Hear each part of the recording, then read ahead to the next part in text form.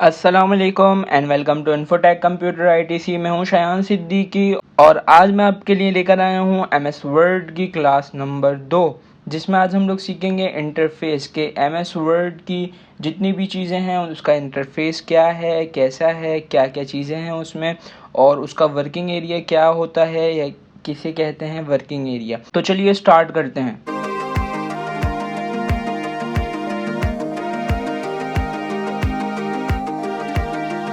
अच्छा ठीक है, आज हम लोग ये सीखने वाले हैं कि इंटरफेस क्या होता है एमएस वर्ड का और वर्किंग एरिया क्या होता है एमएस वर्ड का। ठीक है, सबसे पहले हम लोग बात कर लेते हैं इसके टाइटल बार के बारे में। और अगर आपको ये नहीं पता कि एमएस वर्ड क्या है, कैसे डाउनलोड किया, कैसे इंस्टॉल करना है, ये सब चीज़ें, तो इस पर ऑलरेडी हम लोग क्लास 1 कर चुके हैं। अगर आप लोगों ने वो नहीं देखी तो पहले जाके आप वो देख लें, आपको थोड़ा सा आइडिया हो जाएगा और डाउनलोड और इंस्टॉल कैसे करना है वो भी पता चल जाएगा। फिर उसके बाद आप ये वीडियो देख सकते हैं। ठीक है, अच्छा, टाइटल बार क्या होती है? The first bar of any program is called title bar और it shows the name of program and file. ठीक है, टाइटल बार होती है हमारी किसी भी प्रोग्राम की पहली बार। जैसे इस पे आपको मैं दिखा रहा हूँ, जैसे कर्सर जिस पे मैं मूव कर रहा हूँ, सबसे पहली बार किसी भी प्रोग्राम की सबसे पहली बार जो होती है वो कहलाती है टाइटल बार। और टाइटल बार हमेशा क्या शो करती है? अपने प्रोग्राम का नेम और अपनी फ़ाइल का नेम। देखें यहाँ पर लिखा हुआ आ रहा होगा फ़ाइल का नेम, अभी मैंने इसको सेव नहीं किया और इसका नाम मैंने लिखा हुआ है document1। ठीक है, रैंडम खुद ही हुआ हुआ डिफ़ॉल्ट। सेव करूँगा तो जो नेम रखूँगा वो नेम यहाँ आ जाएगा। ठीक है, और सॉफ्टवेयर कौन सा है? वर्ड। इसी तरीके से अगर मैं आपको एग्जाम्पल से समझाऊँ तो मैं पैंट खोल लेता हूँ। पैंट खोलने के बाद इसकी भी पहली बार जो है वो क्या कहलाएगी? Title bar. ठीक है, जो कि देखें यहाँ पर आपको प्रोग्राम का नेम बता रही है और यहाँ पर अगर आप इस फाइल को सेव करेंगे तो उसका नाम क्या होगा वो यहाँ पर आ जाएगा। ठीक है, तो ये होती है टाइटल बार। ये काम होता है इसका, सिर्फ ये नेम शो करती है अपने प्रोग्राम का, अपनी फाइल का। ठीक है, अच्छा, इसमें बात अगर हम आगे कर लें टाइटल बार में, राइट साइड पर अगर हम आ जाएं तो ये मिनिमाइज, मैक्सिमाइज, क्लोज, ये जो 3 बटन्स आ रहे हैं इन्हें हम क्या कहते हैं? इन्हें कहते हैं हम लोग कंट्रोल बटन। ठीक है, जहाँ पर आपके पास मिनिमाइज, मैक्सिमाइज और क्लोज ऑप्शंस होते हैं उन्हें क्या कहते हैं हम? Control button. ये सिर्फ एमएस वर्ड के लिए नहीं है, आप किसी भी सॉफ्टवेयर पे जाएं आपको ये 3 बटन्स मिलेंगे, तो इस एरिया को क्या कहते हैं हम लोग? Control button. ठीक है, इसी तरीके से अगर मैं कोई फाइल भी खोलता हूँ तो देखें यहाँ पर भी मेरे पास 3 बटन्स आ रहे हैं, मिनिमाइज, मैक्सिमाइज, क्लोज, तो इन्हें भी हम क्या बोलेंगे? Control button. ठीक है, इसके बाद अगर हम थोड़ा सा लेफ्ट साइड पर आ जाते हैं इधर, ठीक है, यहाँ पर क्योंकि हम लोग जो वर्जन यूज़ कर रहे हैं ये एमएस ऑफिस, एमएस वर्ड का 2021 वर्जन है, तो यहाँ पर एक एरिया होता है जिसे हम कहते हैं क्विक एरिया या क्विक एक्सेस एरिया। ठीक है, या स्टैंडर्ड एरिया। ठीक है, वो इन्होंने एरिया यहाँ पर दिया हुआ है। ठीक है, यह नॉर्मली अगर आप देखते हैं 2013 में, 2019 में या 2016 में, तो ये एरिया आपको मिलेगा यहाँ पे कुछ इस तरह से। जैसे अगर मैं आपको पैंट में दिखाऊं, ये इस तरह, जस्ट लाइक दिस, ये जो एरिया आ रहा है इसे आप कहते हैं क्विक एरिया या quick access area, standard area, ठीक है, क्विक एक्सेस एरिया। ठीक है, इसके बाद आगे बढ़ते हैं। नेक्स्ट, ये जो बार है जिसमें आपको दिख रहा होगा home, insert, design, layout, reference और एक्सेट्रा, ये वाली जो बार है इसे कहते हैं हम मेन्यू बार। मेन्यू बार कौन सी होती है? The second bar of any program is called menu bar. किसी भी प्रोग्राम की अगर हम सेकंड बार की बात करें, देखें यहाँ पर ये वाली बार, एमएस वर्ड पे बात करें तो ये वाली बार ये कहलाती है मेन्यू बार। ठीक है, अच्छा, इसके आगे हम लोग ये बात करते हैं कि जो होम है, इंसर्ट है, डिज़ाइन है, लेआउट है, रेफरेंस है, मेलिंग है, रिव्यू है, व्यू है और ये हेल्प है, ये सब क्या है? ये कहलाती हैं आपकी टैब्स, या आप इन्हें कह सकते हैं लेबल्स। ठीक है, लेकिन ज़्यादातर प्रोफेशनली टैब्स कहते हैं इन्हें। ठीक है, और याद रखिएगा ये होम से स्टार्ट होती हैं और व्यू पे एंड होती हैं। ठीक है, ये जो फाइल है ये टैब नहीं है, ये कहलाते हैं ऑप्शंस, जिसमें आप जाके सेव कर सकते हैं या और भी चीज़ें कर सकते हैं, इन्हें देखेंगे बाद में। ठीक है, लेकिन ये टैब नहीं होती, इन्हें ऑप्शंस कहते हैं। ठीक है, यहाँ पर अगर आपसे पूछा जाए कि भाई एमएस वर्ड में कितने टैब्स हैं तो आपका आंसर क्या होगा? 8। कैसे गिन लेते हैं, देखें, होम, इंसर्ट, 2, 3, 4, 5, 6, 7, 8। ठीक है, तो एमएस वर्ड में कितने टैब्स हैं हमारे पास? 8। और टैब्स क्या होती हैं देखें, मैंने यहाँ पे मेंशन भी किया हुआ है कि आप लोग के अच्छी तरीके से समझ में आ जाए। होम, इंसर्ट वगैरह वगैरह, व्यू तक, ये सारी क्या कहलाती हैं, टैब्स। अच्छा, अब नीचे आ जाते हैं हम और इस पे बात करते हैं। जो आपको लिखा हुआ नज़र आ रहा होगा, clipboard, font, paragraph, style, editing, ये जो बार है, ठीक है, ये पूरी बार जो आपको नज़र आ रही है जिस पे मैं कर्सर मूव कर रहा हूँ, इसे हम लोग कहते हैं रिबन बार। ठीक है, रिबन बार क्या होती है, the combination of groups is called ribbon bar. मतलब बहुत सारे ग्रुप को अगर हम कंबाइन कर दें तो वो क्या कहलाती है, रिबन बार। ठीक है, अब बात ये आती है ग्रुप्स क्या होते हैं।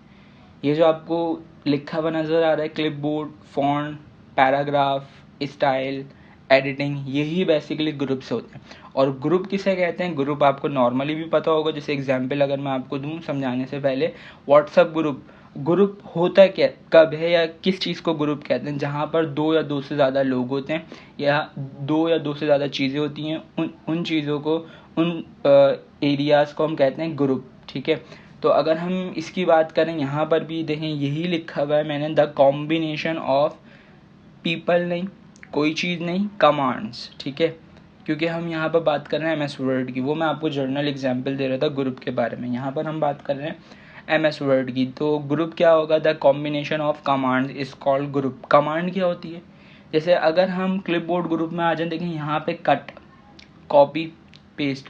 अगर हम बात करें कट की, तो जो काम आप कट से कर सकते हैं वो आप कॉपी से नहीं कर सकते। ऐसे ही है, जो आप कॉपी से कर सकते हैं वो आप पेस्ट से नहीं कर सकते, और जो आप पेस्ट कमांड से काम कर सकते हैं वो आप कॉपी से नहीं कर सकते। इसी तरीके से यहाँ पे और भी बहुत सारी कमांड्स हैं जो कि इंशाल्लाह इन डिटेल मैं आपको इस कोर्स में सिखाने वाला हूँ, थ्योरिकली भी, प्रैक्टिकली भी, और शॉर्ट कीज़ के साथ भी। ठीक है, तो यहाँ पर आपको हर ग्रुप में बहुत सारी कमांड्स देखने को मिल रही होंगी। जैसे ये बोल्ड है, ये इटैलिक है, क्या काम होता है वो छोड़ दें, अभी जस्ट मैं आपको ये समझाना चाह रहा हूँ ग्रुप क्या हो, कमांड क्या। ठीक है, तो ग्रुप समझ में आ गया आपकी, the combination of command is called group. Command क्या होती है, किसी भी ग्रुप के अंदर इंडिविजुअल ऑप्शन, इंडिविजुअल ऑप्शन क्या, यही जो मैं आपको समझा रहा था कि कॉपी, कट, पेस्ट, इन तीनों का काम अलग है। ठीक है, ये इसकी एग्जांपल मैं इसलिए दे रहा हूँ क्योंकि मेजोरिटी को, ज़्यादातर लोगों को पता होता है कि यार हाँ कॉपी है, शॉर्ट की ये है, ऐसे करते हैं कॉपी,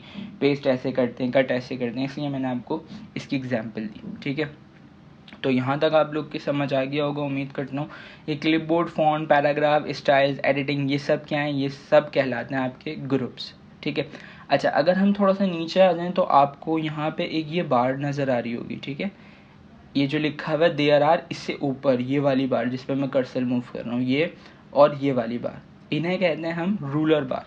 ठीक है, क्या कहते हैं इन्हें, इन्हें हम कहते हैं रूलर बार। और ये जो रूलर बार है इसे कहते हैं हम हॉरिजॉन्टल रूलर बार, और यहाँ पर जो आपके पास आ रही होती है इसे कहते हैं हम वर्टिकल रूलर बार। ठीक है, अगर आप ये नहीं चाहते तो आप इसे हटा भी सकते हैं, वो चले मैं बता ही देता हूँ आपको।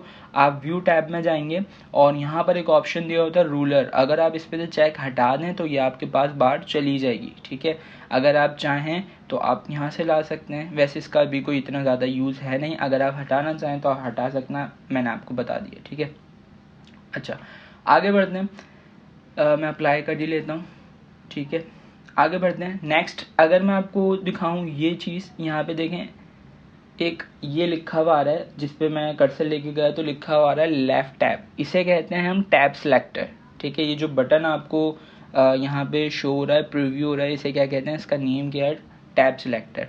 इसके बाद अगर हम आ जाएं राइट साइड पे, तो यहाँ पर आपको एक बार नज़र आ रही होगी जिसको देखें मैं मूव कर रहा हूँ इस तरह से, जिससे मेरा डॉक्यूमेंट ऊपर जा रहा है, और अगर मैं इसको नीचे मूव कर रहा हूँ तो मेरा डॉक्यूमेंट नीचे आ रहा है। इसे हम क्या कहते हैं, इसे हम कहते हैं स्क्रोल बार। ठीक है, देखिए नीचे मैंने यहाँ पे मेंशन भी किया हुआ है, इसे हम क्या कहते हैं, स्क्रोल बार। और इसका काम क्या होता है, scroll bar move to left, right and up to down, मतलब इसके ज़रिए आप क्या कर सकते हो। स्क्रोल बार क्या करती है, नॉर्मली आपने देखा भी होगा, इसे यूज़ भी किया होगा, लेकिन मे भी आपको पता ना हो इसे स्क्रोल बार कहते हैं, लेकिन अब आपको पता चल जाएगा इसका काम भी और इसका नाम भी। इसे कहते हैं स्क्रोल बार। इससे आप क्या कर सकते हो, अपने डॉक्यूमेंट को ऊपर या नीचे से ऊपर या ऊपर से नीचे मूव कर सकते हो, या इसके अलावा लेफ़्ट राइट भी मूव कर सकते हो। लेकिन अगर हम लेफ़्ट राइट देखें तो यहाँ पे देखें इस तरीके की बार आ नहीं रही, तो मैं क्या कर रहा हूँ, मैं यहाँ से इसको थोड़ा सा जूम करता हूँ।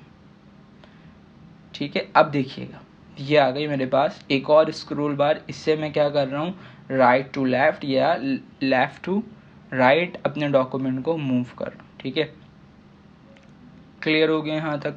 उम्मीद करता हूँ यहाँ तक आप लोग की समझ आ गया होगा स्क्रोल बार क्या होती है, इसका क्या काम होता है। ठीक है, आगे बढ़ते हैं। नेक्स्ट है हमारे पास स्टेटस बार। स्टेटस बार कौन सी बार होती है? ये जो सबसे last bar of any program is called status bar. सबसे लास्ट में जो आपको ये वाली बार नज़र आ रही है जिसमें मैं कर्सर मूव कर रहा हूँ, इसे कहते हैं क्या, स्टेटस बार।